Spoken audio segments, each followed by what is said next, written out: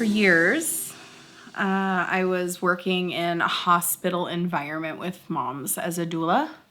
And I was also at the same time simultaneously learning the natural approach to childbirth with midwives. So I had both pieces that were playing into my story at exactly the same time. They were kind of all weaving into my tapestry of who I am as a person. And in the middle of all of that tapestry building, is what I like to say, were my two births personally. So there was a lot that played in to the picture of why I like a more natural approach. And I actually had two very different birth stories.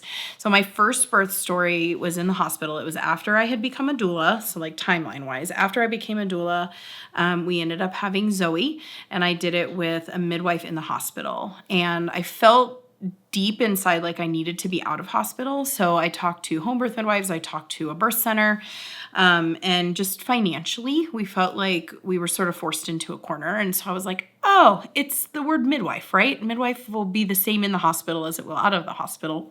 Wrong.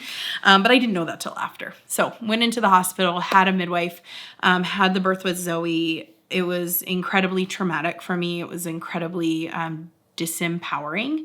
And so after all of the complications and postpartum finished, I dove back into the doula world with people in the hospital, as well as dove back into home birth. And I actually ended up, over my 9.5 years of training, I worked with 7 different midwives in the out-of-hospital birth setting. And so from each of them, I picked up all of these little pieces of what I wanted to do and also what I didn't want to do.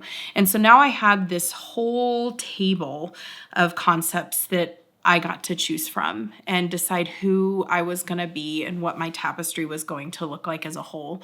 And so as I worked with those 7 different midwives, I then moved forward 5 years, had Xander. We chose a home birth with a midwife. We ended up having him in our living room. It was a completely different experience than what I had had with Zoe. There were just still pieces that I felt like I was robbed of. That were still disempowering. There was one in particular.